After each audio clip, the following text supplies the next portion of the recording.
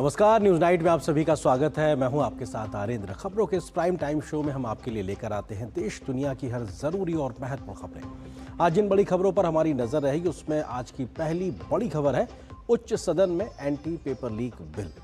लोकसभा में पास होने के बाद अब एंटी पेपर लीक बिल पर राज्यसभा में चर्चा जारी है, जिसमें आज पक्ष विपक्ष के क्या रही बड़ी बातें, इस खबर पर करेंगे विस्तार से चर्चा। आज की दूसरी बड़ी खबर है लाठीचार्ज पर घिरी आप सरकार। पंजाब के बरनाला में सफाई कर्मचारियों पर हुए लाठीचार्ज के बाद भगवंत मान की सरकार सवालों के घेरे में है। क्या है पूरी खबर, इस खबर पे भी होगी हमारी विस्तार से नजर। आज की तीसरी बड़ी खबर है बाढ़ के हालात पर प्रधानमंत्री की नजर। मानसून की भारी बारिश से कई राज्यों में हाल बेहाल है। प्रधानमंत्री मोदी ने आज पूर्वोत्तर के कुछ राज्यों के सांसदों से मुलाकात की है तो पूरी मदद का भरोसा भी दिया है। क्या है देश भर में मौसम का मिजाज, बताएंगे इस खबर को भी विस्तार से। शुरुआत हेडलाइंस के साथ। राज्यसभा में जारी है एंटी पेपर लीक विधेयक पर चर्चा। केंद्रीय मंत्री डॉक्टर जितेंद्र सिंह ने कहा, सरकार परीक्षाओं में पारदर्शिता सुनिश्चित करने के लिए प्रतिबद्ध। कांग्रेस ने कुछ सुधारों के साथ किया बिल का समर्थन।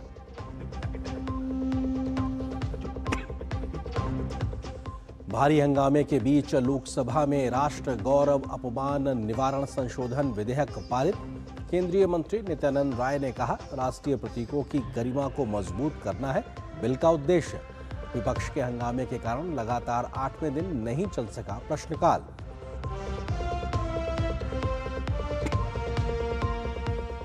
कैबिनेट की सुरक्षा मामलों की समिति की बैठक। प्रधानमंत्री मोदी की अध्यक्षता में पश्चिम एशिया संघर्ष के हालात की हुई समीक्षा।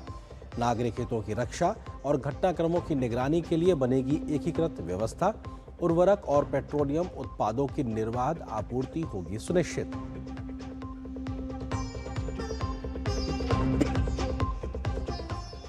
जंतर मंतर प्रदर्शन को लेकर दिल्ली सरकार का बड़ा आदेश। प्रदर्शन के दौरान दर्ज हुए 13 मामले होंगे वापस।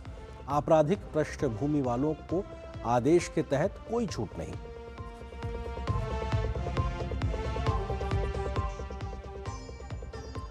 पंजाब के बरनाला में लाठीचार्ज पर घिरी भगवंत मान सरकार। वाल्मीकि समाज के आह्वान पर बंद रहा पंजाब। राष्ट्रीय अनुसूचित जाति आयोग ने भी लिया मामले का स्वतः संज्ञान। पंजाब सरकार से 7 दिन के अंदर मांगी रिपोर्ट।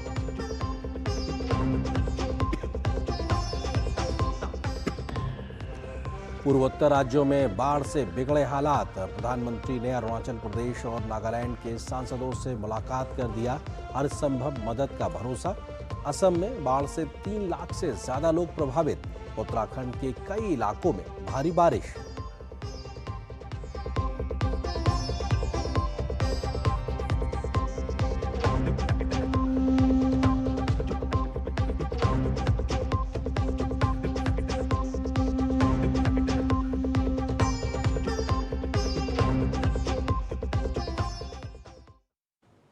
खबर संसद से। पेपर लीक और परीक्षा में गड़बड़ियों पर सख्त कार्रवाई को लेकर सरकार ने संसद में बड़ा कदम उठाया है।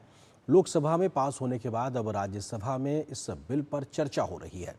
पक्ष और विपक्ष की ओर से तमाम सांसदों ने अपनी बात रखी तो छात्रों की चिंताओं पर सभी का फोकस दिखाई पड़ा। विपक्ष ने छात्रों के प्रदर्शन के दौरान हुए बल प्रयोग पर सवाल खड़े किए तो सरकार की ओर से फूल प्रूफ व्यवस्था लागू करने और परीक्षा की शुचिता और पारदर्शिता सुनिश्चित करने का पूरा भरोसा दिया गया है। लोक परीक्षा अनुचित साधन निवारण संशोधन विधेयक 2026 लोकसभा से पारित होने के बाद गुरुवार को राज्यसभा में पेश कर दिया गया। केंद्रीय मंत्री डॉक्टर जितेंद्र सिंह ने विधेयक को सदन में प्रस्तुत करते हुए कहा कि सरकार छात्रों के भविष्य की सुरक्षा और परीक्षाओं में पारदर्शिता सुनिश्चित करने के लिए पूरी तरीके से प्रतिबद्ध है। The bill also testifies that this government does not stand on prestige. We never stand on prestige. We are open to healthy inputs. We are open to constructive suggestions from all quarters. And that is exactly the reason why, in the wake of the recent sequence of events, Prime Minister Modi ji lost no time to declare that nobody will be allowed to jeopardize the future of our children. नेता प्रतिपक्ष ने bill को लेकर कहा कि इससे कुछ खास बदलने वाला नहीं है। उन्होंने सरकार पर आंदोलनकारी छात्रों के साथ बल प्रयोग करने का आरोप भी लगाया।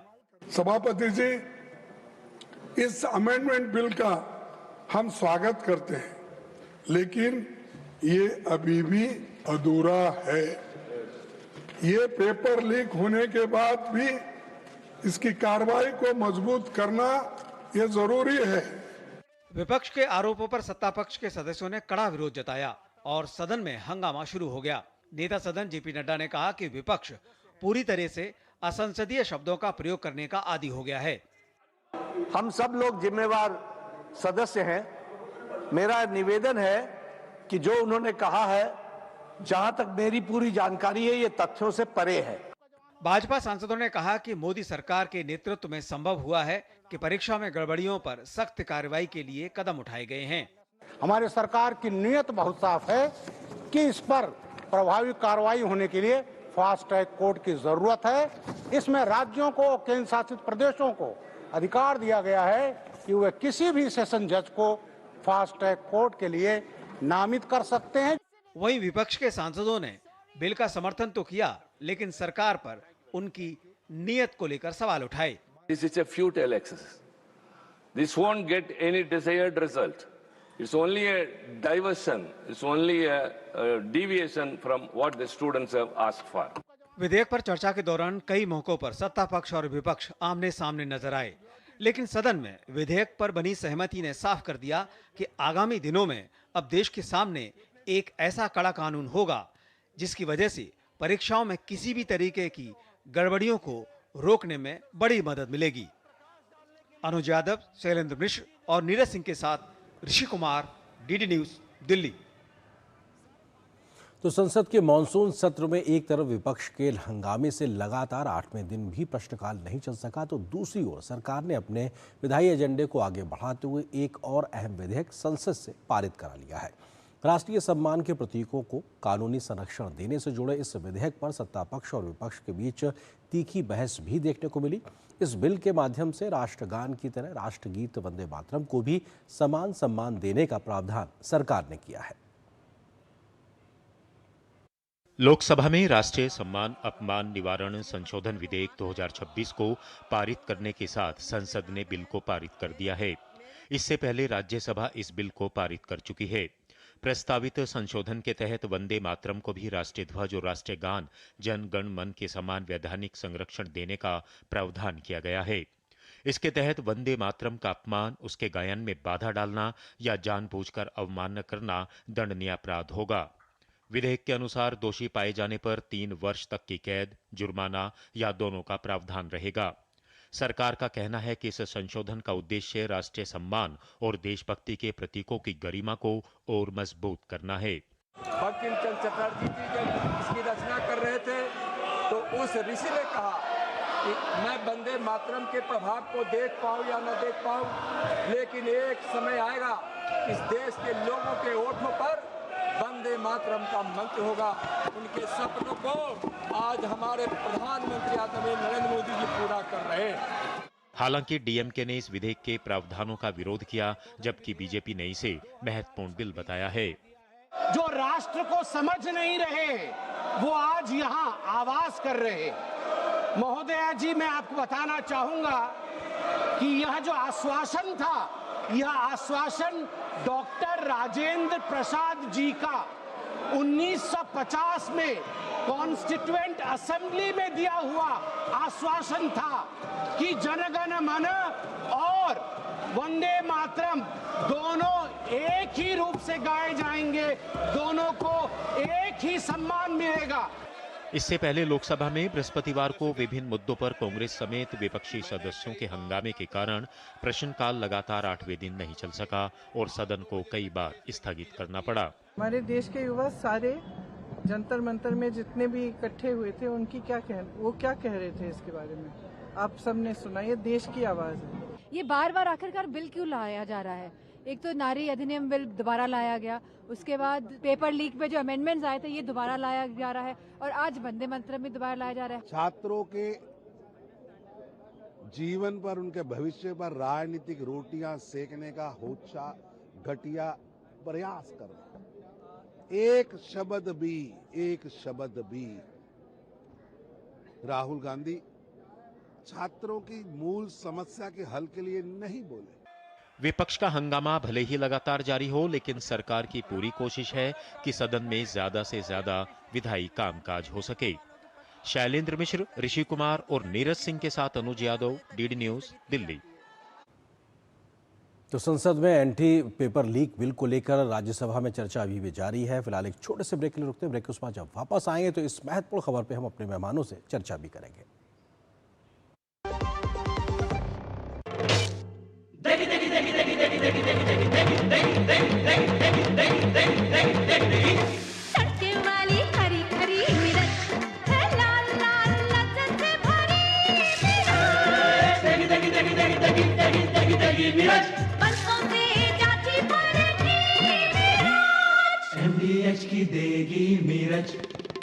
देगी मिर्च का तड़का, अंग अंग फड़का। MDH की देगी मिर्च। महिलाओं के कल्याण और स्वाभिमान के लिए माननीय प्रधानमंत्री श्री नरेंद्र मोदी जी के मार्गदर्शन में और मुख्यमंत्री श्री नायब सिंह सैनी जी के नेतृत्व में हरियाणा में अनेक योजनाएं चलाई जा रही हैं। आपकी बेटी हमारी बेटी योजना के तहत बेटी के जन्म पर 21,000 रुपए की वित्तीय सहायता उसके भविष्य को सुरक्षित करती है। इस योजना से अब तक लगभग 6 लाख से अधिक बेटियों को करीब 1,250 करोड़ रुपए की राशि का लाभ मिल चुका है। प्रधानमंत्री जी के मार्गदर्शन में ही साथियों हरियाणा सरकार ने भी महिलाओं के सशक्तिकरण के लिए अनेक योजनाएं वो लागू की हैं। हरियाणा में पंचायती राज संस्थाओं में साथियों, चाहे हमारी नगर पालिकाएं हैं, चाहे पंचायती राज संस्थाएं हैं, हरियाणा के अंदर 50% महिलाओं को अधिकार दिया गया है। और जहां पर महिलाएं काम कर रही हैं साथियों, वहां का अलग ही आप लोग देख रहे हैं विकास की गति वो अलग होती है। माननीय मुख्यमंत्री श्री नायब सिंह सैनी जी के नेतृत्व में महिलाओं के आत्मसम्मान को बल देते हुए शुरू की गई दीनदयाल लाडो लक्ष्मी योजना हरियाणा में महिलाओं को खुशी और सम्मान दे रही है। हरियाणा सरकार की ये यात्रा जारी है, एक ऐसे समाज के निर्माण की यात्रा जहां हर बेटी सुरक्षित हो, शिक्षित हो और आत्मनिर्भर हो। नारी शक्ति हमारी ताकत। वाह, गाय तुम्हारी माता है ना? तो पशुहार के नाम पर जहर क्यों खिलाता है? अनसन हटा, दिल से खिला, सिर्फ कपिला, देश का नंबर 1 पशु आहार। भारत की सबसे बड़ी gold loan NBFC Muthoot finance से गोल्ड लोन लीजिए और फिर देखिए सोना क्या नहीं कर सकता। कॉल कीजिए 1-800-313-1212। मेरी पसंद, मेरी पसंद, मेरी पसंद, मेरी पसंद, हमारी पसंद, हम सबकी पसंद। मजबूत देश का मजबूत सरिया हो गया स्टील। गोल्डी छोले मसाले, जहाँ जाए रिश्ते बनाए। गोल्डी लाए हैं फ्रेश लॉक टेक्नोलॉजी जो रखे मसालों को हर समय फ्रेश।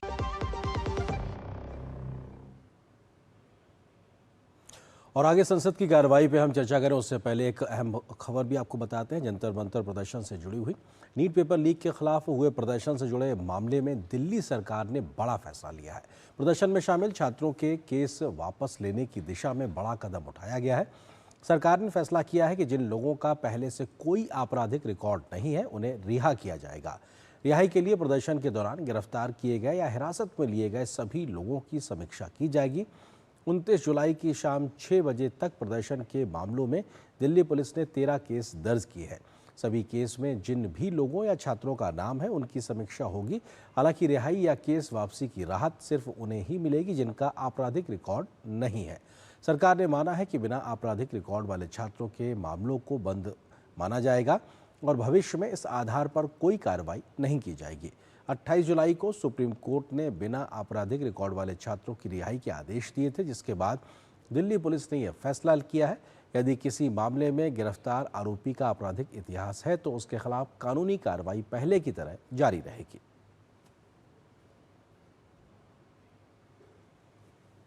तो दिल्ली सरकार का एक बड़ा फैसला अपने आप में, जिसकी सभी को संभावना थी और उसको लेकर सहमति भी बनी थी, लेकिन संसद में एंटी पेपर लीक को लेकर जिस प्रकार से पहले लोकसभा और राज्यसभा में इस वक्त चर्चा जारी है, इस महत्वपूर्ण खबर पे हम करेंगे चर्चा। इससे जुड़ा है आज का हमारा विशेष पेपर लीक पर वार, सख्त कानून से कड़ा प्रहार, क्योंकि सरकार लगातार इस बात का जिक्र कर रही है। और इस विषय पे बात करने के लिए खास मेहमानों का पैनल मेरे साथ मौजूद है, उनका परिचय आपसे कराते हैं। डॉक्टर कौशल कांत मिश्रा हैं, प्रवक्ता भारतीय जनता पार्टी के। इसके अलावा राहुल लाल जी हैं, जो कि कांग्रेस पार्टी के समर्थक, राजनीतिक विश्लेषक हैं। वरिष्ठ पत्रकार शेखर अय्यर जी, आप तीनों का बहुत बहुत स्वागत है। कौशल जी, क्योंकि आज जब राज्यसभा में चर्चा हो रही है, हम आपसे पहले भी चर्चा करते रहे, लेकिन आज जब राज्यसभा में चर्चा हो रही है तो तमाम राजनीतिक विरोधी दल जो आपके हैं वो ये कह रहे हैं कि सरकार एक कॉस्मेटिक उपाय अपना रही है, इससे समस्या की मूल समाधान नहीं होगा, और आपकी मंशा पे अभी भी सवाल खड़े किए जा रहे हैं। कौशल जी। देखिए, मंशा के लिए तो कोई सर्टिफिकेट हो नहीं सकता। विपक्ष तो आज तक हर कोई भी ऐसा संशोधन या ऐसा कोई कानून भारतीय जनता पार्टी मोदी जी के नेतृत्व में नहीं पास किया जिसमें मंशा पर सवाल ना उठाया गया, तो मंशा पे कुछ जवाब नहीं दे सकता। बहुत सारी चीजें बोली गई, सिर्फ एक चीज बोलूंगा कि अभी तक का जो कानून था, जो 2024 में लाया गया, वो कानून में एक खामी थी जिसको सही किया गया। जो चीजों को बढ़ाया गया, सजा का प्रावधान बढ़ाया गया, जेल का ड्यूरेशन बढ़ाया गया, उनके ऊपर लगने वाली पेनल्टी को बढ़ाया गया, वो सब रूटीन चीजें हैं। सबसे इंपॉर्टेंट है कि उसको टाइम बाउंड मैनर में कंप्लीट करने की बात की गई है। किसी भी जांच को टाइम बाउंड मैनर में कंप्लीट करने की बात की गई है। उसमें दूसरी बात यह है कि टास्क फोर्स बनाने के बारे में बात की गई है, और टास्क फोर्स बनाने का अधिकार केंद्र के साथ साथ राज्यों को भी दे दिया गया है, जिससे कि त्वरित गति से कार्रवाई हो और रिजल्ट भी तुरंत आए, और जो छात्र उससे प्रभावित हो उनका सेशन भी ना कंप्रोमाइज हो, ऐसी कोशिश की गई है। आपको ये समझना पड़ेगा आर्यन जी, जो लोग आज एनटीए बनाने पे सवाल उठा रहे हैं और उसमें कमियों की बात कर रहे हैं, सबसे पहले 1992 में रिकमेंड किया था। 1992 से जो भी सरकारें रही, कांग्रेस की रही नहीं रही, ये सब जानते हैं, उसके बावजूद भी 2024 में पहली बार इस पे कानून बना। ये श्रेय माननीय मोदी जी को जाता है। ठीक है राहुल लाल जी, क्योंकि उनको देश के भविष्य की चिंता है। ठीक है राहुल लाल जी, देश की भविष्य की चिंता करते हुए मौजूदा सरकार इस पे काम कर रही है, उसके बावजूद भी आप वो रचनात्मक सहयोग नहीं दे रहे हैं। कांग्रेस पार्टी वो नहीं दिखाई पड़ रही, क्योंकि तमाम मसलों पे सरकार को घेरने की कोशिश हो रही है, और ऐसे ऐसे मसले निकाल के लाए जा रहे हैं जहां का सीधे तौर पर छात्रों के मसलों से जिसका सीधे तौर पर जुड़ाव नहीं है। हमने आज संसद की बहस में देखा है। राहुल जी। जी देखिए, सबसे पहले तो क्या सरकार पेपर लीक को रोकने के लिए गंभीर है, कानून लाया जा रहा है। अभी यहाँ पे देखिए, कौशल कांत जी ने बड़े अच्छे से कह दिया कि सजा बढ़ाना भी महत्वपूर्ण नहीं है, समयावधि जो है कि वो कितना उसका जुर्माना बढ़ गया 10 करोड़ तक, वो भी महत्वपूर्ण है। बहुत बड़ी महत्वपूर्ण चीज ये है कि टाइमिंग फिक्स किया गया। वो ठीक है, वो जिस तरफ इशारा कर रहे हैं कि जांच एजेंसियां जांच जो है वो 2 महीने में करेंगे और फास्ट ट्रैक कोर्ट में सुनवाई जो है वो 3 महीने में ट्रायल हो जाएगी। लेकिन हम लोगों ने क्या देखा, मैं इसी बिंदु पे आता हूं कि सरकार कैसे गंभीर नहीं है। 27 जुलाई को जब फास्ट ट्रैक कोर्ट में सुनवाई होनी थी, सीबीआई के जो वकील थे वो वहां पे उपस्थित नहीं था, और वो मामला 27 जुलाई से फिर हेयरिंग के लिए 3 अगस्त को चला गया। तो जब पूरे देश दुनिया की नजर है इस समय, माननीय प्रधानमंत्री जी मध्य रात्रि में इंस्टाग्राम पे आए थे और उन्होंने आश्वासन दिया था फास्ट ट्रैक कोर्ट को, और उसके बावजूद भी ये स्थितियां देखिए। नंबर 1। नंबर 2, आपको आर्येंद्र जी एक चीज और याद होगा, आपको मध्य रात्रि में भी हम लोगों ने देखा था शिक्षा सचिव को बदल दिया गया। प्रधान जी तो गए, शिक्षा सचिव भी बदले गए। गंगवार जी जो है कि नए शिक्षा सचिव आए, नरेश पाल गंगवार उच्च शिक्षा सचिव। अब एक ऐसे उच्च शिक्षा सचिव को लाया गया जिनके ऊपर पहले से ही आरोप है कि वो डेयरी फार्म में थे, जब वहां पे खीरा का सब्सिडी गलत ढंग से उन्होंने अपने परिवार वालों को दिलवाया था। तो क्या इन्हें अपने नौकरशाही में कोई पाक पवित्र लोग नहीं मिले? मंशा देखिए, पेपर लीक के 2 प्रमुख पहलू होते हैं। एक तो होता है कि पेपर लीक ना हो, पेपर लीक होने के बाद दूसरा पहलू है कि क्या कार्रवाई कर सकते हैं। ये जो पूरा कानून है वो बात के हिस्से के लिए, लेकिन पेपर लीक ना हो, फुल प्रूफ व्यवस्था, उसके लिए क्या करें। ठीक है शेखर अय्यर जी, सवाल ये है कि क्या महज राजनीतिक नंबर स्कोर किए जा रहे हैं संसद की? कौशल जी मैं आता हूं आपके पास, 10 सेकंड इनका थोड़ा जवाब दे दो। शेखर जी से जवाब देके शेखर जी से जवाब लेके आता हूं। शेखर जी, क्या राजनीतिक तौर पे नंबर स्कोर किए जा रहे हैं, या फिर एक सार्थक बहस की एक उस प्रकार के सजेशंस के साथ बात आगे बढ़ते दिखाई पड़ रही है? हमने लोकसभा में भी देखा और अब राज्यसभा में भी तमाम मसलों पे, विषयों पे बात हो रही है, लेकिन अभी भी राजनीतिक आरोप प्रत्यारोप ज्यादा है।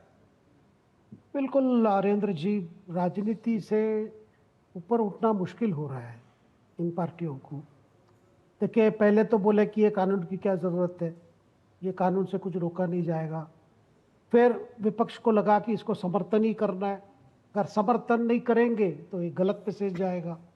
तो इनको तो पता है कि ऐसे कानून की ज़रूरत थी।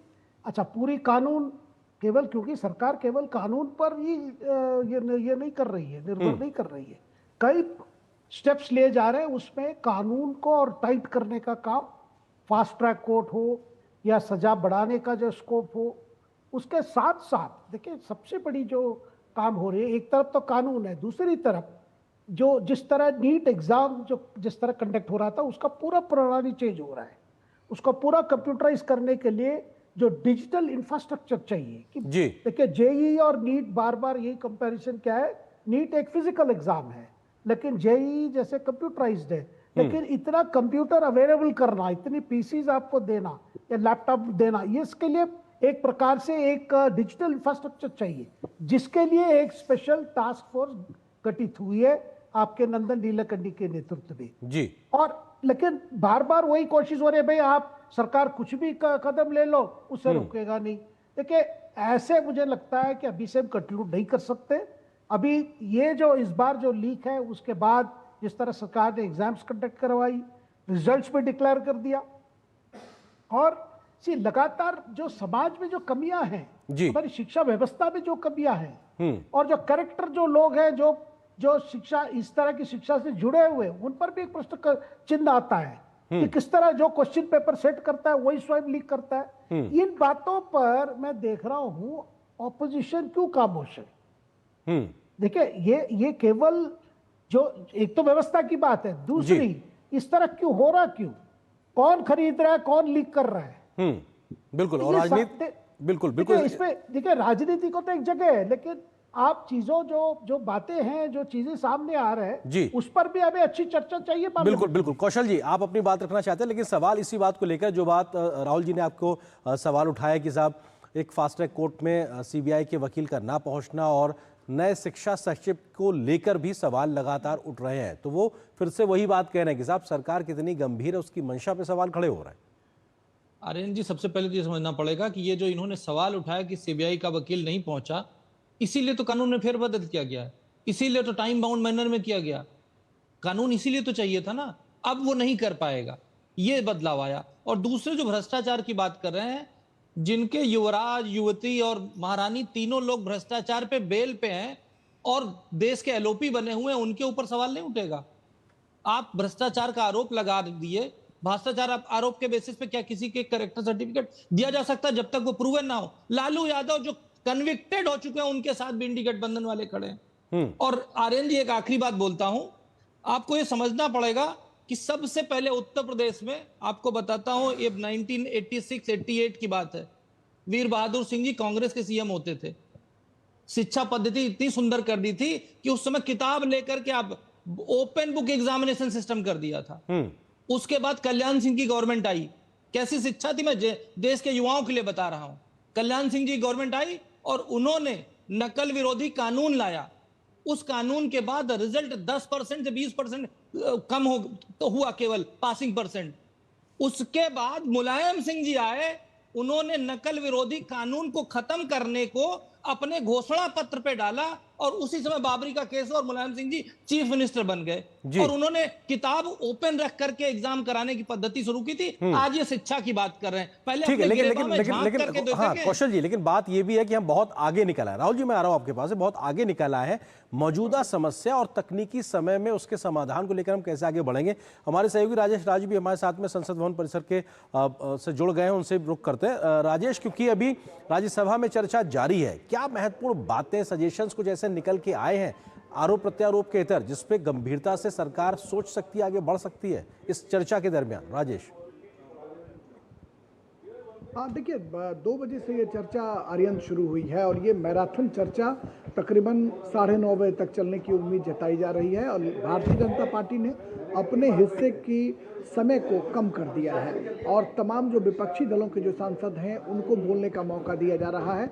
और भारतीय जनता पार्टी के जो प्रवक्ता हैं, सांसद हैं सुधांशु त्रिवेदी, उन्होंने कई तरह के सवाल जो है सत्ता पक्ष की तरफ से विपक्ष से पूछे। उन्होंने कहा कि ये लटकाने भटकाने की जो प्रवृत्ति कांग्रेस की रही है उसको समझने की ज़रूरत है। जब नीट पेपर लीक पर हम तमाम लोग चर्चा के लिए खड़े हुए हैं तो फिर इसमें गोमूत्र कहाँ से आ जाता है। गोमूत्र के सवाल पर सत्ता पक्ष को घेरने की जो कोशिश की जा रही है, आज पूरी दुनिया में भारत का जो प्रोडक्ट है वो कहीं ना कहीं आगे बढ़ता हुआ दिखाई पड़ रहा है। नीम, तुलसी समेत अनेक जो चीज़ है उसकी उपयोगिता पर सुधांशु त्रिवेदी ने लोगों को बताने की कोशिश की और लगातार उन्होंने छात्रों को कहा कि हो सकता है कि कुछ गलतियां हमसे हुई हों और उन्होंने एक शेर कोट किया, कहा कि चमन को सींचने में कुछ पत्तियां तो झड़ी गई होंगी मगर मुझ पर इल्जाम है चमन से बेवफाई का। कल जिन्होंने अपने हाथों से चमन को नोच डाला है वही आज बात कर रहे हैं चमन की रहनुमाई का। और कांग्रेस पर उन्होंने सीधे तौर पर इस शेर के मार्फत हमला किया और कहा कि छात्रों के हक हुकूक के लिए हम लगातार जो है लड़ते रहे हैं, हम उनके लिए प्रयास करते रहे हैं। ठीक है, तो अपने हिस्से की एक सियासत भी राजेश कहीं ना कहीं वहां पे देखने को मिल रही है सुझावों के साथ साथ। राहुल लाल जी, मैं आप ही के पास आ रहा हूं। सवाल ये है कि जिस प्रकार से कांग्रेस के तमाम नेताओं ने भी अपने जो बात रखी है उसमें इस प्रकार के मुद्दे से इतर ऐसे बयान दिए हैं जिसकी वजह से मूल मुद्दे से बात भटकती नजर आती है। फिर यही नजर आता है कि क्या आप भी राजनीति कर रहे हैं तब जबकि आप इतनी ज्यादा खुल के बात करते हैं कि साहब हम छात्रों के लिए चर्चा चाहते तो इसलिए चर्चा के लिए हम तैयार हुए, उसके बाद भी मुद्दे से इतर क्यों बहस को भटकाने की कोशिश कांग्रेस नेताओं की दिखाई पड़ती है? नहीं, देखिए, कांग्रेस नेता मुद्दे से इतर इसको नहीं भटका रहे हैं। मुद्दे से इतर भटकाने में तो हमें लग रहा है कि भारतीय जनता पार्टी और तमाम उनका तंत्र ही लगा हुआ है। अब मैं एक उदाहरण दे रहा हूं आपको। हम लोगों ने देखा कि मध्य रात्रि में ये चीज कहा, वो भी एक न्यूज आई उस समय की एनटीए के जो 57 अधिकारी हैं उनके ऊपर कार्रवाई की जा रही है। अब आप सोच के देखिए कि कठोर कानून बनाने की बात हो रही है, ये आंकड़े भी आ रहे हैं, लेकिन जब हम लोग एनटीए के आंकड़े देख रहे हैं कि एनटीए में पूर्णकालिक जो कर्मचारी है उनकी संख्या ही 24 है, बाकी 147 जो है कि कॉन्ट्रैक्ट वाले कर्मचारी है उसमें। तो किन 47 लोगों के, वो 47 अधिकारी क्या कॉन्ट्रैक्चुअल जो वर्कर्स है उनके ऊपर कार्रवाई कर दी गई? ये गंभीर मामले से भटक रहे। सोचे ना कि राहुल गांधी नेता प्रतिपक्ष को कल लोकसभा में अपना वक्तव्य पूरा नहीं करने के लिए दिया गया उनको। देखिए, शिक्षा का मामला एक बड़ा गंभीर मामला है, इसके बहुत सारे बहुपक्षीय पहलू निकल के आते हैं। आप इसको नहीं कह सकते कि नहीं आप विधेयक पे बोलिए। क्या इसमें रोजगार, केंद्र सरकार देश भर में 10 लाख शिक्षकों के पद खाली हैं, केंद्र सरकार में 30 लाख जो है कि पद खाली हैं। ये शिक्षा, परीक्षा और प्लस रोजगार, ये एक समन्वित मामला है और इस पूरे मामले को टालने में लगी है। मैं तो अभी एक सवाल पूछूंगा कौशल कांत जी से, अगर 2024 में भी माननीय प्रधानमंत्री जी ने कहा कि काफी कठोर कानून आया है, तो फिर उस समय के नीट के मुख्य आरोपी संजीव गुप्ता कैसे रिहा हो गए? ठीक है, कौशल जी जल्दी से जवाब दीजिए। मैं शेखर सर के पास जा रहा हूँ। कौशल जल्दी से जवाब। हाँ, मैं सिर्फ ये कहना चाहूंगा कि बरी करना, कोर्ट से बेल देना, आदमी किसी को निर्दोष साबित करने का अधिकार। राहुल जी प्लीज,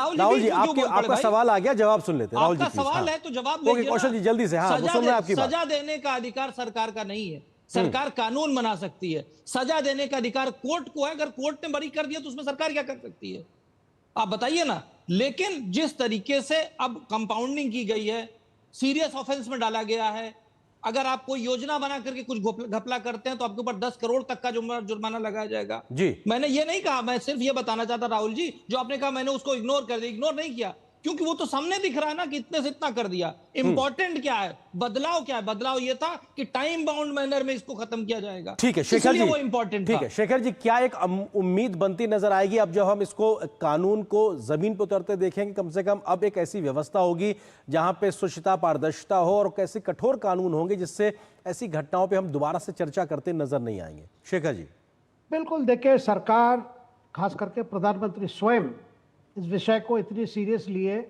इन्होंने तो ये निर्देश दिया कि जीरो लीक की पॉलिसी बात की है कि ऐसा व्यवस्था बनाई जाएगी पूरा सुरक्षा के साथ, साइबर सिक्योरिटी के साथ, कि हमारी बच्चों को दोबारा इस तरह की तकलीफ, इस तरह की पीड़ा नहीं होनी चाहिए। और इसीलिए एग्जाम को जो भी कनेक्टेड ये है सारे कुछ करता है। और दूसरी बात, नरेंद्र जी, ये बहस और अच्छा होता अगर हमारी जो शिक्षा व्यवस्था है उसके कमियों को लेकर अगर ज्यादा बहस होती, क्योंकि सबको पता है कि कुछ तो कमियां है, इसीलिए तो इस तरह की चीजें हो रही है जी। तो ये केवल आरोप प्रत्यारोप से जनता को क्या फायदा हो रही है? देखिए, जब आप अच्छी सुझाव लाइए, क्योंकि ये डिबेट को केवल कानून, सबको पता है कि कानून केवल एक अल्टीमेट सॉल्यूशन नहीं है, लेकिन कानून की आवश्यकता है। लेकिन साथ में हमारी देखिए परीक्षा जैसा है इस तरह लीक भी है। क्या परीक्षा में क्या इंप्रूवमेंट हो सकती है? बिल्कुल। और ये जो बात आप शेखर सर कह रहे हैं वो निश्चित तौर से कुछ सुझाव आए, लेकिन राजनीतिक जो आरोप प्रत्यारोप हुए उसने ओवरशैडो कर दिया इन तमाम महत्वपूर्ण चीजों पे, जिस पे शायद मुझे लगता है सरकार को ध्यान देने की जरूरत है। इस प्रकार के प्रावधानों को भी अगर जो कंस्ट्रक्टिव है उसको शामिल किया जाए। बहुत शुक्रिया आप तीनों मेहमानों को हमारे साथ जुड़ने के लिए, इस खबर पर विस्तार से बात करने के लिए। और यहाँ पर एक छोटे से ब्रेक के लिए रुकते हैं। ब्रेक के उस पार जब वापस आएंगे तो खबर दिखाएंगे पंजाब से, जहां पर लाठीचार्ज पर घिरी है आप भगवंत मान की सरकार। क्या है खबर, विस्तार से नजर छोटे से ब्रेक के बाद।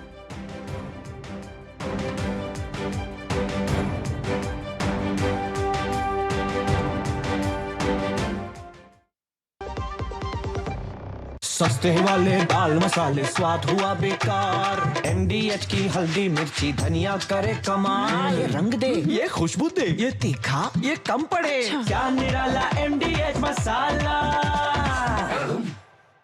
बाबा केदार के दर्शन के बाद मेरे मुंह से अनायास निकला था कि इस शताब्दी का तीसरा दशक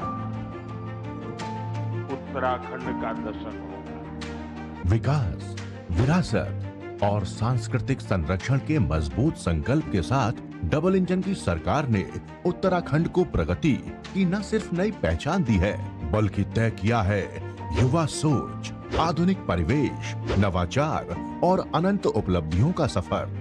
प्रधानमंत्री नरेंद्र मोदी के मार्गदर्शन और मुख्यमंत्री पुष्कर सिंह धामी के कुशल नेतृत्व में सरकार ने उन संभावनाओं पर जोर दिया है जो सुखद भविष्य की नींव तैयार कर रही है।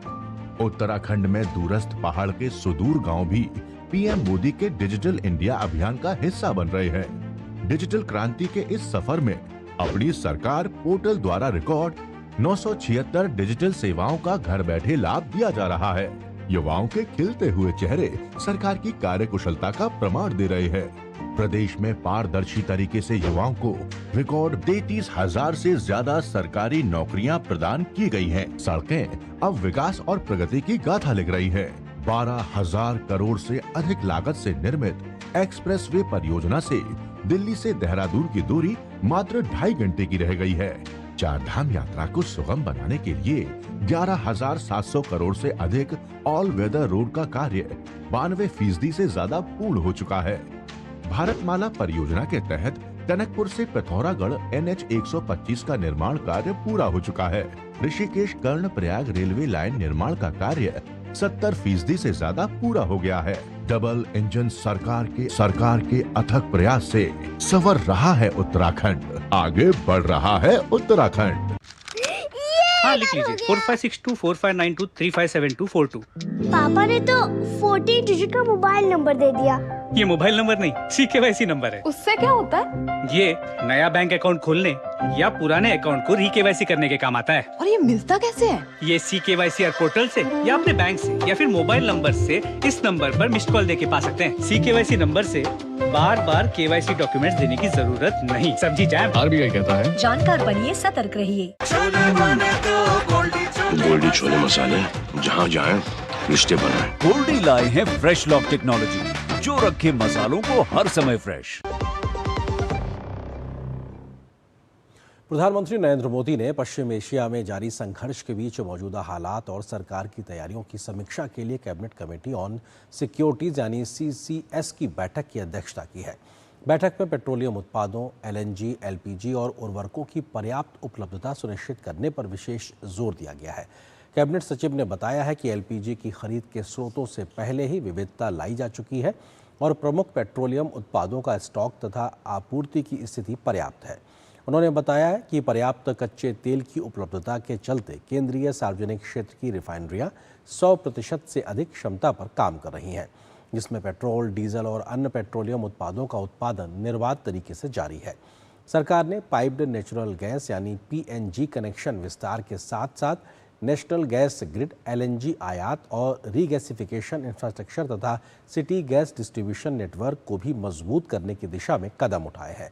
बैठक में आगामी रबी सीजन के लिए उर्वरकों की जरूरत की समीक्षा की गई और वैकल्पिक स्रोतों से उर्वरक उपलब्ध कराने पर भी चर्चा हुई। प्रधानमंत्री ने उर्वरकों की निर्बाध आपूर्ति सुनिश्चित करने के लिए सभी जरूरी कदम उठाने के निर्देश दिए। संघर्ष प्रभावित क्षेत्रों में घरेलू और विदेशी ध्वज वाले जहाज़ों पर काम कर रहे नाविकों की सुरक्षा पर भी चर्चा हुई। प्रधानमंत्री ने नाविकों और उनके परिवारों को समय पर जानकारी, आपात सहायता और काउंसलिंग उपलब्ध कराने के लिए प्रभावी तंत्र बनाने को कहा है। प्रधानमंत्री ने कहा कि संघर्ष के प्रभाव से भारतीय नागरिकों और प्रवासी भारतीयों की सुरक्षा के लिए हर संभव प्रयास किया जाए। प्रधानमंत्री ने ऊर्जा आत्मनिर्भरता के लिए सौर ऊर्जा समेत गैर जीवाश्म ऊर्जा स्रोतों पर जोर देने की भी बात कही है। और बात पंजाब की बरनाला में सफाई कर्मचारियों पर हुए लाठीचार्ज का मामला पूरे राज्य में बड़ा सामाजिक और राजनीतिक मुद्दा बन गया है। घटना के विरोध में आज वाल्मीकि समाज ने पंजाब बंद का आह्वान किया, जिसे कई कर्मचारी यूनियनों और व्यापारिक संगठनों का पूरा समर्थन मिला। कई शहरों में बाजार बंद रहे, जबकि राष्ट्रीय अनुसूचित जाति आयोग ने भी इस पूरे मामले का, इस घटना का स्वतः संज्ञान लेते हुए पंजाब सरकार से 7 दिन के भीतर पूरी रिपोर्ट मांगी है। पंजाब में आज कई शहरों की रफ्तार थम गई।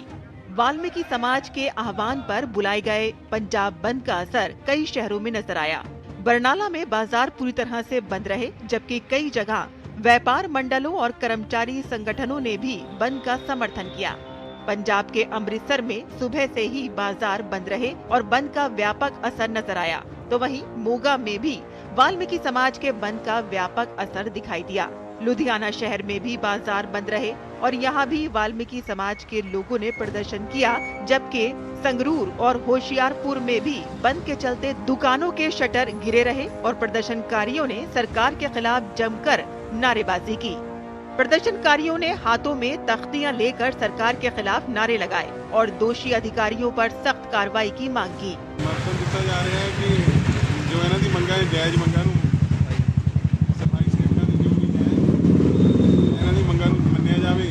शहर की सफाई व्यवस्था का बुरा हाल होया होवे। जो बरनाले विखे DSP सतवीर सिंह ने एक निहत्थे बजुर्ग औरतां उत्ते लाठीचार्ज किया, ओहदा दलित समाज में बहुत ज्यादा क्रोश है और साडी मांग है कि उन्होंने डिसमिस किया जाए। ये बर्दाश्त नहीं करांगे। तकरीबन सभी जिले बंद है, बाकी किस तरह की भी ऐसी नेगेटिव रिपोर्ट नहीं आई है। तकरीबन सारा ही पंजाब अभी बंद है। अगला एक्शन हमारा देखते हैं सरकार क्या करती है। इस बंद के बाद हमारी एक्शन कमेटी की हम मीटिंग बुलाएंगे, उसमें डिसीजन लेंगे।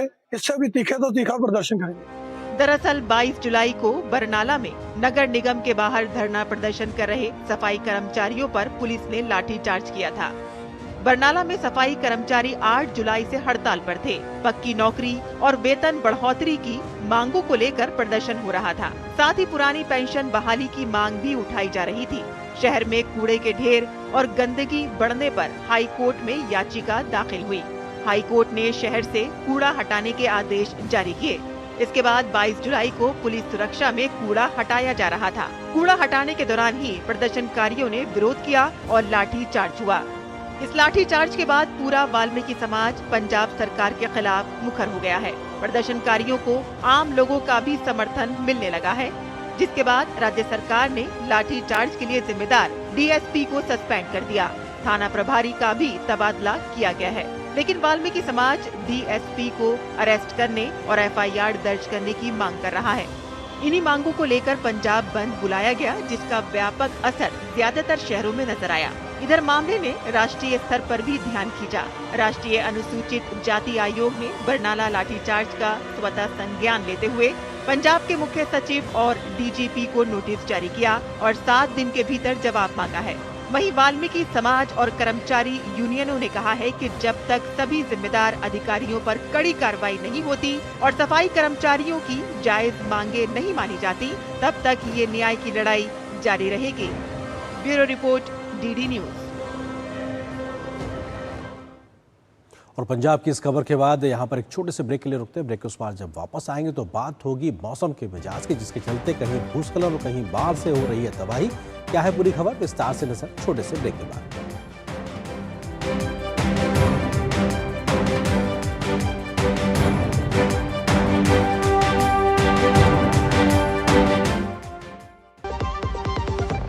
खाने में मेरी क्वीन के लिए क्या है? किंग मटर पनीर, किंग बैगन भरता, king veg pulao, king palak paneer kofta. ये सब किंग क्यों? क्योंकि ये सब बना है MDH किचन किंग से। का बॉस MDH किचन किंग, असली किचन किंग। MDH।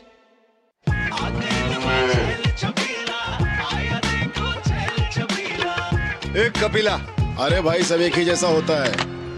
ये लो साधारण पशु आहार।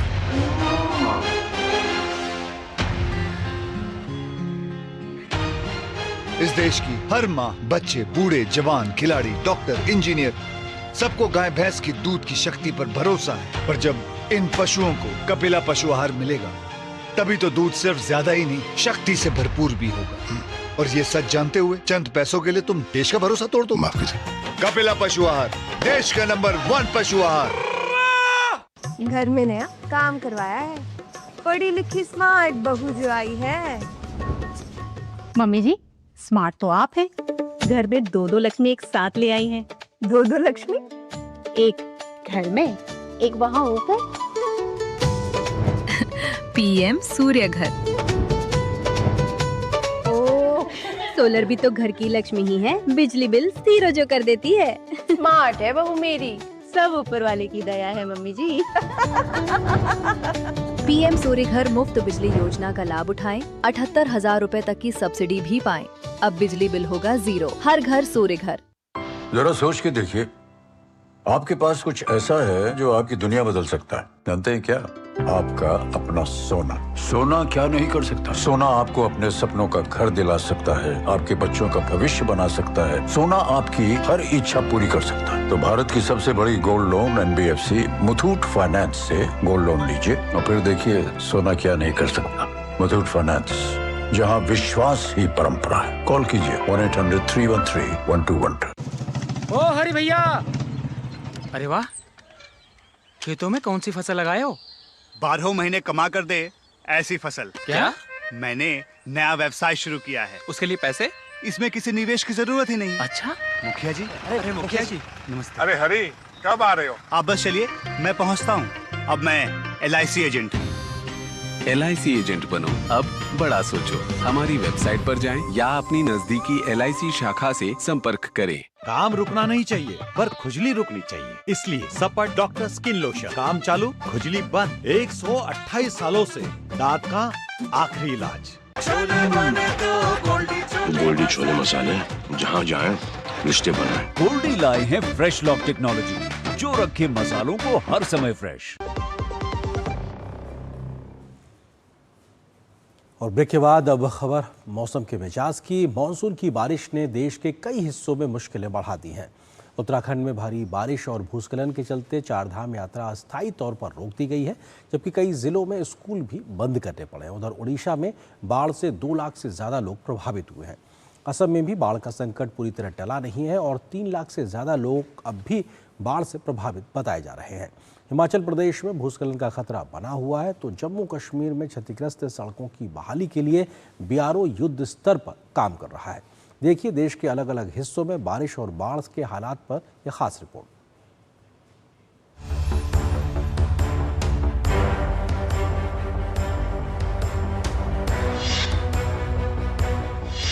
उत्तराखंड में मानसून का रौद्र रूप देखने को मिल रहा है। पहाड़ों पर लगातार मूसलाधार बारिश और जगह जगह भूस्खलन से जनजीवन प्रभावित है। मौसम विभाग ने बागेश्वर, नैनीताल, चंपावत और पिथौरागढ़ के लिए ऑरेंज अलर्ट जारी किया है। वहीं उत्तरकाशी, चमोली, देहरादून, पौड़ी गढ़वाल, टिहरी और उधम सिंह नगर के लिए येलो अलर्ट है।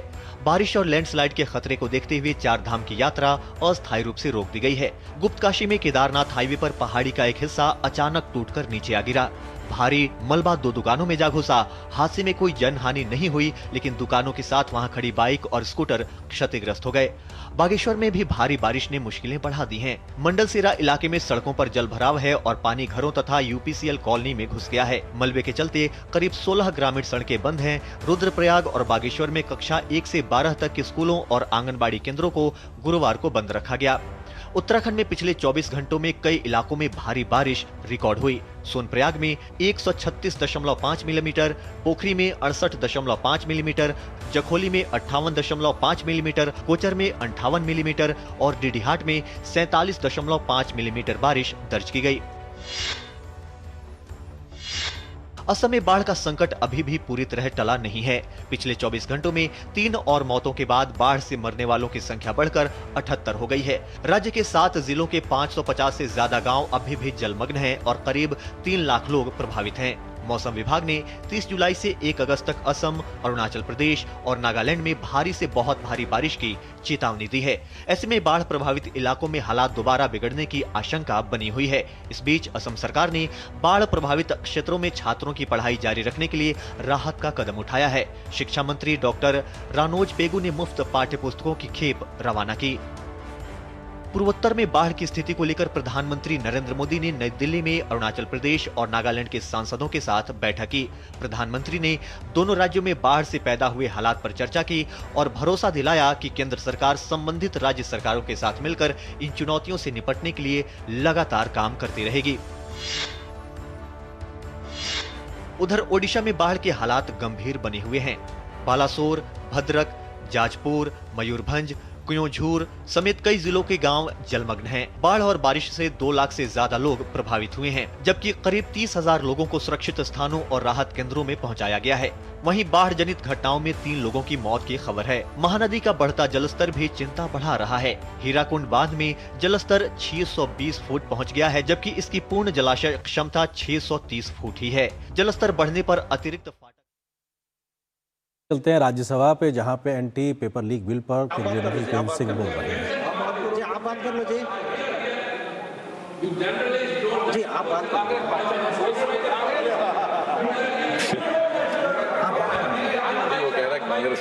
नहीं दे रहे ना जी। Out of the India block, I am talking about the India block. I corrected that India bloc, the India alliance, is an irresponsible opposition which they are working, and it is their irresponsible behavior which they have shown today. Thank you. Thank you, Chairman, sir, for giving me the opportunity to respond to this 7 to 8 hour long discussion and debate. Without being repetitive about what has already been said by me this morning, and considering the mood of the House, I will just like to add a few points which have been raised during the course of this protracted discussion. But before that, I would like to say that we brought in this bill with all the humility at our command, and I have taken a very keen note of each and every word said. As I said in the beginning itself, we do not stand on prestige. We had come here with a lot of expectation that we would be benefited by some healthy, constructive suggestions. But as the leader of House, Nadda ji, has already mentioned, it's unfortunate that many of the honorable members who were most vociferous in raising objections have chosen to walk out when their issues or their points were to be responded. But I'm sure, having learned quite a bit from the parliament, they must be watching me outside somewhere. And therefore, I will still not disappoint them. Before I pick up a few points that have been raised and which have some relevance also for others, this is an issue which touches every citizen of India. And I'm saying so because I heard some of the members say that I am a stakeholder, so I have a greater stake. Somebody said I'm associated with education and therefore I have a stake. Somebody said I'm a teacher in. But the matter of fact is that this is an issue which has stake with every parent of this country, every family of this country, rather every citizen, because these young children are our huge investment for what Prime Minister Modi describes as Viksit Bharat of 2047. And if just being associated with the education was a stake, then I think I am the greatest stakeholder, having been a medicine teacher for more than 25 years.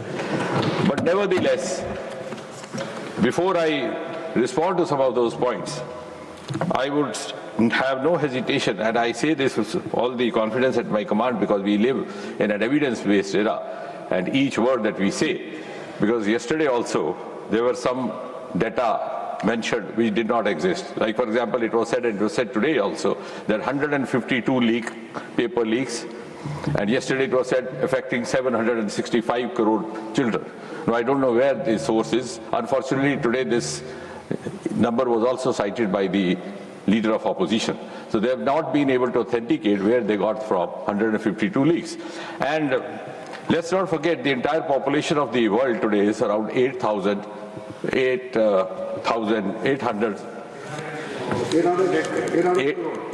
crore.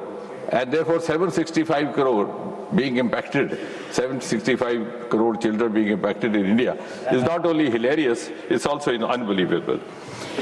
But I think one of the greatest accomplishments as far as medical education is concerned under Prime Minister Modi after 2014 is that we have made a very earnest effort to liberate it from the management quota malaise and try to make the medical education more accessible. And what the honorable member who just now finished speaking was saying, that now instead of 7 we have 22 aims. From medical colleges 387 we have 844. The number of medical seats in undergraduate level increased from 51,300 to 1,39,000.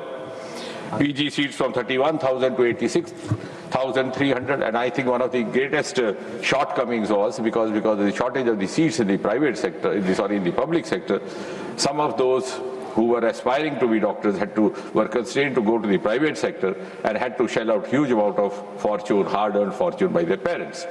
And therefore, to an extent, this is also a democratization through accessibility and affordability of medical education.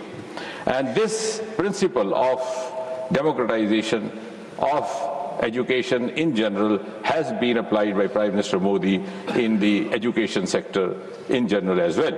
And I think the biggest game changer over the last decade has been NEP 2020, National Education Policy 2020, because it has liberated our adolescent children from the slavery of the subjects chosen by their parents or their guardians or their elders in class 12. For example, if a parent wanted his child to choose medical subjects in class 12 to become a doctor, and somehow the child could not make it, then what was the future course for him or her? He or she would become a prisoner of the subjects chosen. He had to do his graduation again, either biology or botany, then MSc again, PhD still. So the choice became narrower and narrower. And the child went on pursuing the same subjects, even though he did not have the preference of the aptitude. So this is an aptitudinal freedom which has happened with NEP 2020. It should have happened many years earlier. But I don't know what kind of vested interests were there behind it. Not only that, the number of universities over the last 12 years has gone up from 760 to 1,293. There has been 30% expansion in the higher education in general as well. Besides medical education, from 51,534 higher education institutions, we are today 64,896. There has been a special focus given. Mr. Kharge was repeatedly referring to education constraints faced by the weaker sections, the scheduled castes, the others. It is this government, for the first time, came out with the concept of Eklavya schools in tribal areas. Unfortunately, it was not mentioned throughout the discussion. So we have today, even today, we have 400 Eklavya schools across the country. Similarly, There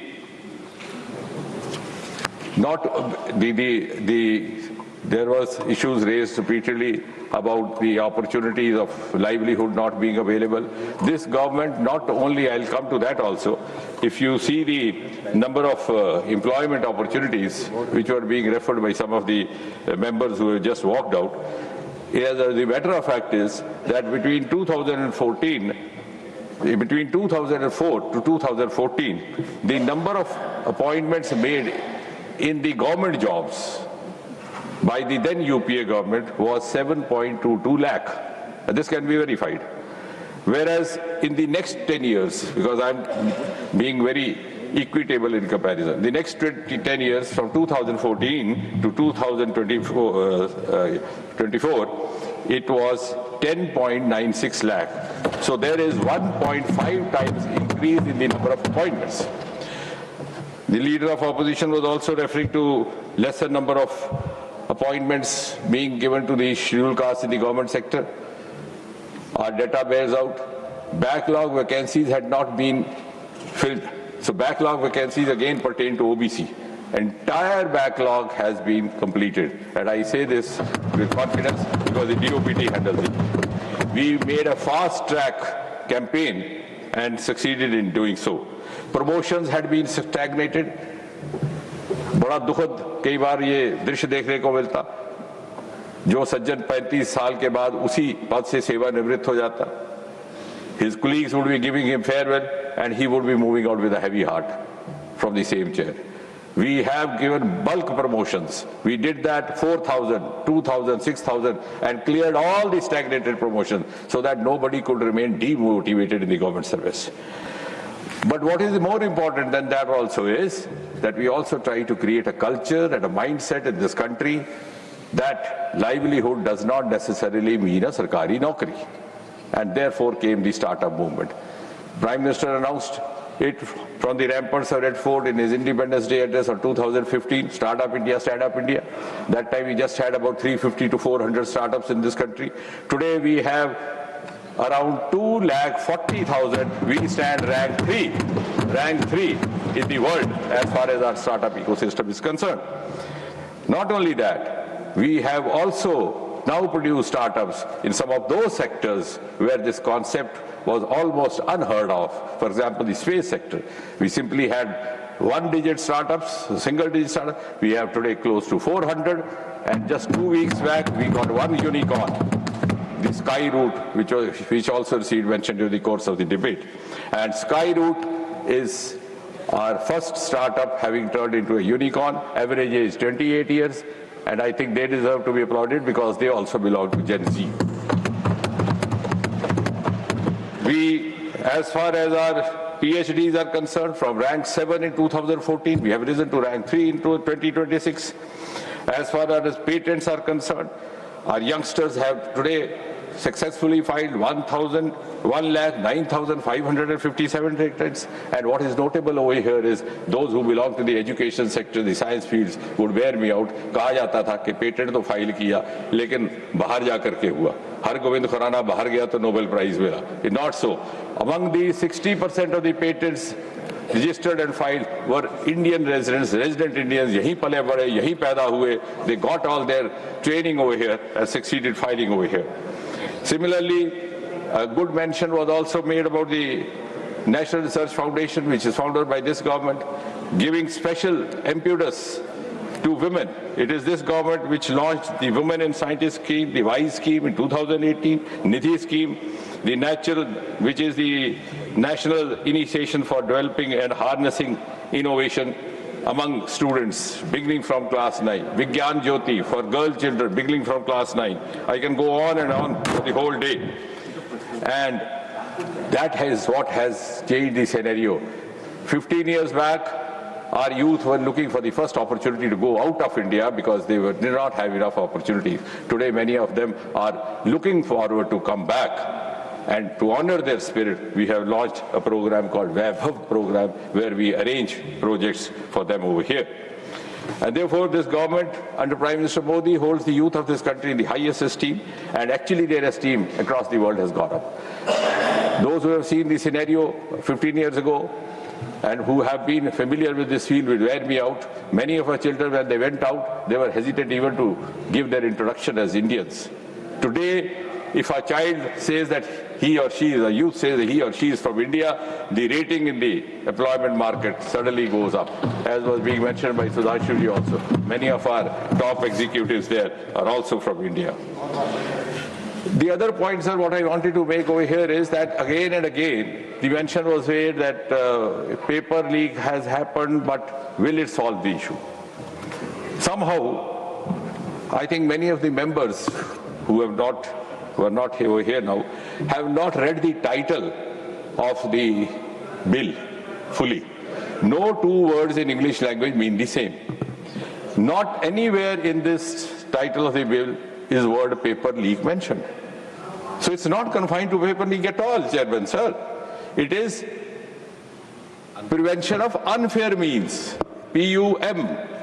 That was the bill which I only had piloted in 2024, and the same bill is being amended today. And when you talk of unfair means, one of the components is leakage. And if you want me to elaborate, because I said, as a student of science, we've been taught not to speak without evidence. I'll just try to quickly read out. 1, leakage of question paper or answer key. That is 1 point. One of the components of the unfair means. 2, participating in collusion with others. 3, accessing or taking possession of question paper or OMR. 4, providing solution in one or more questions by any unauthorized person. 5, directly or indirectly assisting the candidate in any manner unauthorized. 6, tampering with answer sheets, including optical mark recognition response sheets. 7, altering the assessment except to correct a bona fide error. 8, willful violation of norms and standards set up by the central government. 9, tampering with any document necessary for shortlisting of candidates or finalizing merit or rank of a candidate.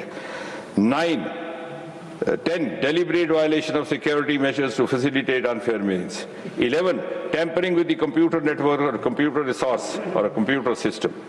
12, manipulation in setting arrangements, allocation of dates and shifts for the candidates in facilitating adopting unfair means in examinations. 13, threatening the life, the liberty, or wrongfully restraining persons associated with the Public Examination Authority or the service provider or any other authorized agency of the government or obstructing the conduct of a public examination. 14, creation of fake website to cheat otherwise or for monetary gain.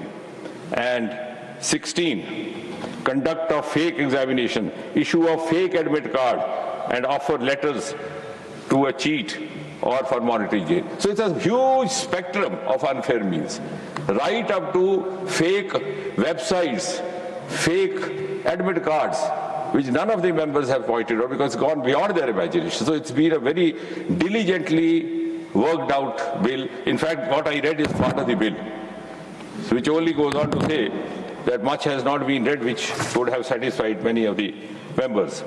If you go for the reforms, as early as in 2014, in his Independence Day address, Prime Minister Modi called for abolition of interviews in government appointments. So that was the first major reform as far as our examination systems for recruitment and higher education admission were concerned.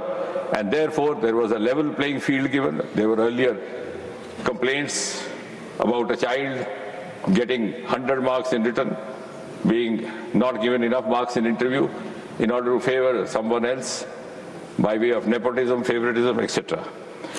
Modular online application portal has been introduced. Verification of number of attempts in civil services, other exams has been introduced. Face authentication has been introduced. Provisional answer keys are being provided by the UPSC and SSC. And candidate help desks are there.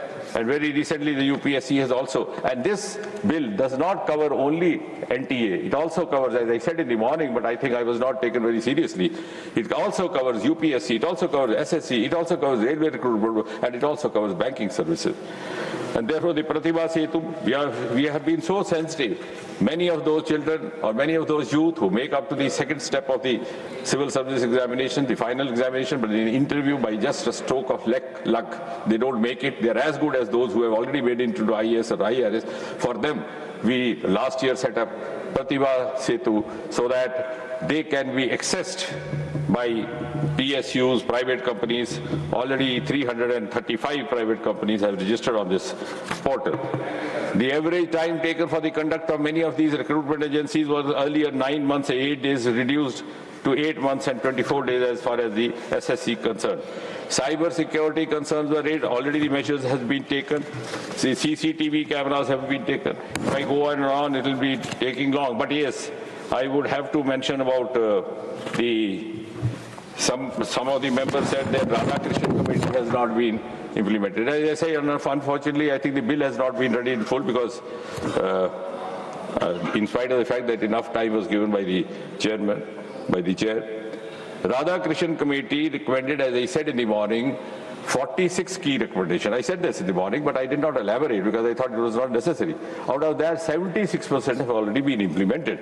Now, for the satisfaction of those who still refuse to believe, the specific measures that have already been implemented include A. Aadhaar-based biometric authentication. B. AI-enabled face authentication. C. Multi-layer frisking. D. CCTV surveillance. E. Signal jammers. No change. F. State and district coordination committees. G. Grievance reporting and redressal cell. And 9. The restructuring of NTA, which has already been initiated. Now, referring to some of the specifics that have been raised, the LOP in the morning was feeling hurt when I narrated the different. Yeah, I'll take another 5 minutes because because this is important because I'm sure I'm being watched somewhere. So the LOP in the morning mentioned that in. I'm saying I'm being very specific. You are a good opposition leader. No, but I have been very specific what I'm saying. That the paper leaks mentioned by me in my introductory remarks had selectively pointed out to some states. Not so, Sir Chairman. I picked up all the states and said no state has been untouched. Rather, those who have walked out have selectively missed out, referring to Punjab and Karnataka, which are the latest insults. Then 152 leaks I have already mentioned. And then there was also this mention of some of what the so-called, as he alleged, the brutality is unleashed on the children. Not so. This does not mean any casualty reported.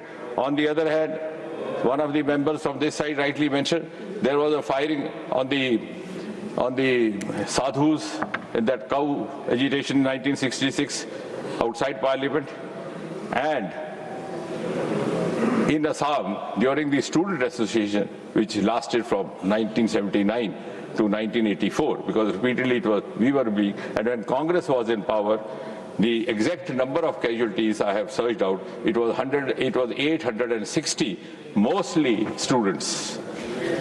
And when we are being repeatedly asked this question, I think they are asking from their own experience, because when Congress was in power, that was their approach, but not so under the Modi government, and that is why this is a party with difference. No, I will point what is important. I think I can enjoy that privilege at least.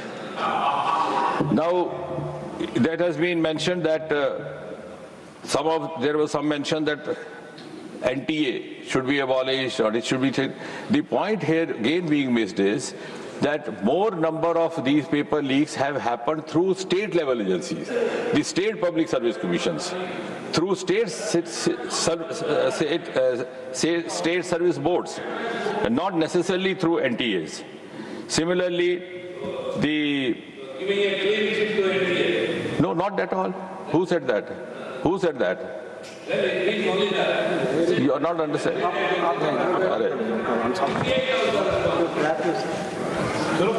That is why I am saying you didn't read the bill. And in fact, the initiation of the NTA improvement has already been taken over. The task force that I mentioned in the morning, headed by Mr. Nilekani, is actually tasked with this. And what I was going to say now is going to answer what you said. Some of the suggestions have been made, like referring to so-called coaching industry and how to bring more transparency, etc., etc. So I would like to mention over here that that is precisely the agenda for this for which this committee has been constituted. And these suggestions are welcome.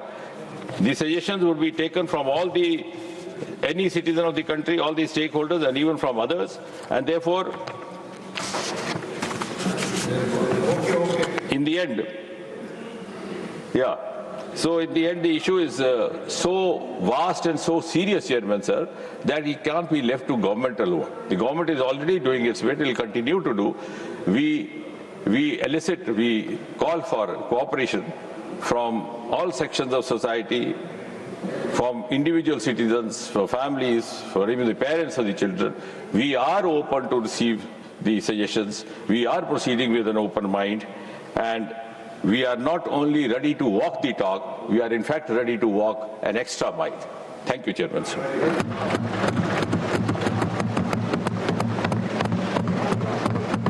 Now, the question is that public examinations, prevention of unfair means Amendment Bill 2026 as passed by Lok Sabha be taken into consideration.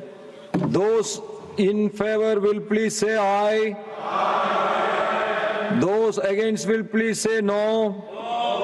I think the ayes have it, the ayes have it, the ayes have it.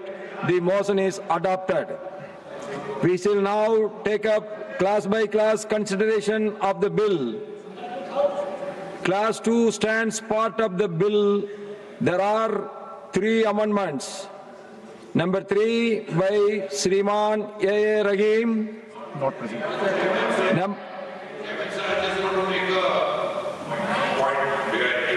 Of the viewpoint that most people, every time we've seen in every bill, people make amendments and they are not present. I think it is... We have to go by the procedure only. Please take seat. Please take seat. We have to go only by the procedure. You should have the patience. Number 9 by Shriman Aris Biran. Not there. Number 12 by Shriman Santosh Kumar P. Not present.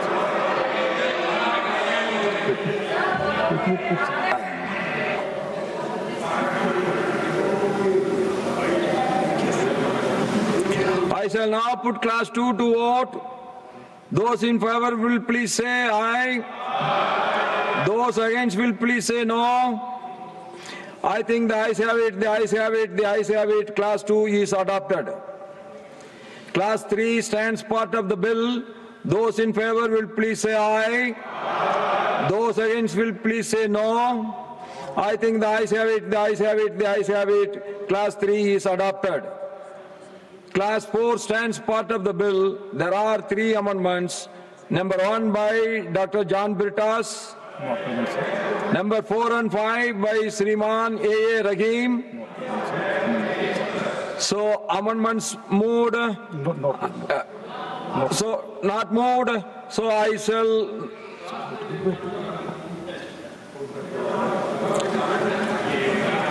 shall now put class 4 to vote.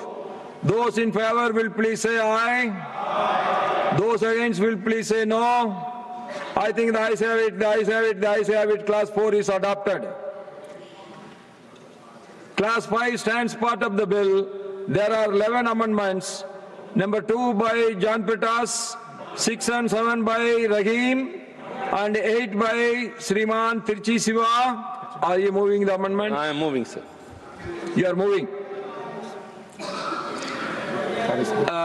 10 and 11 by Shriman Haris Biran. 13 and 14 by Shriman Santosh Kumar P. And 15 to 17, Shriman P. Wilson Ji. To abolish the NEET. I shall now put the amendment moved by Shriman Tirchi Sivaji to vote. Those in favor will please say aye. Aye. Those against will please say no.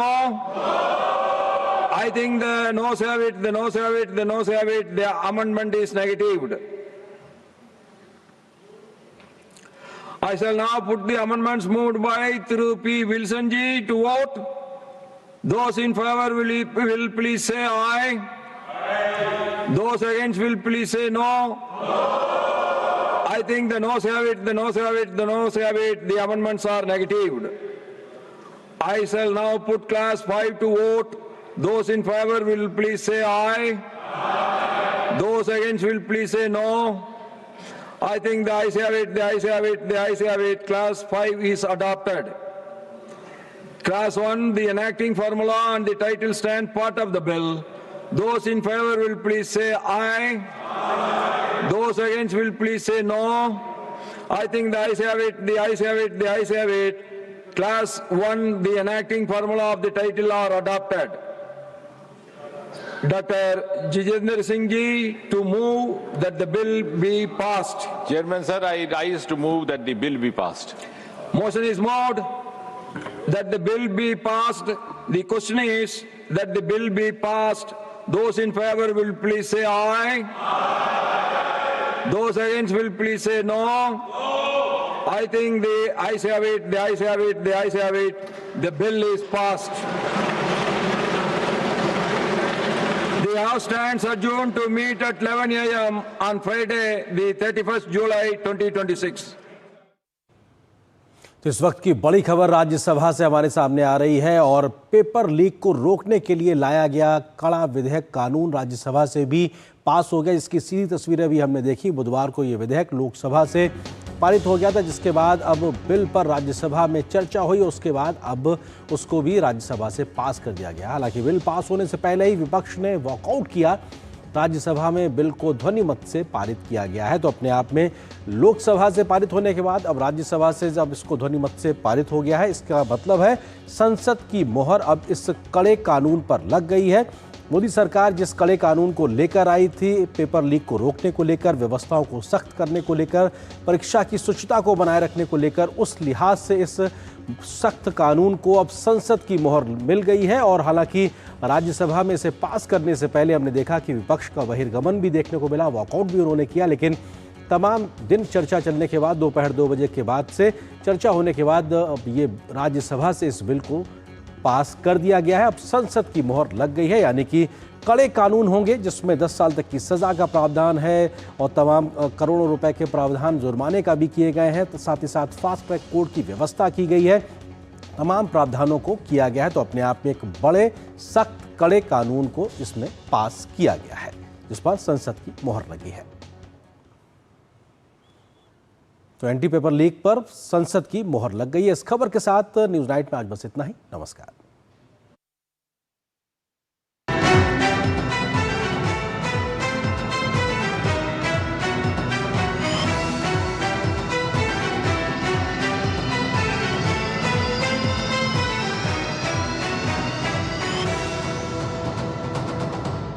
News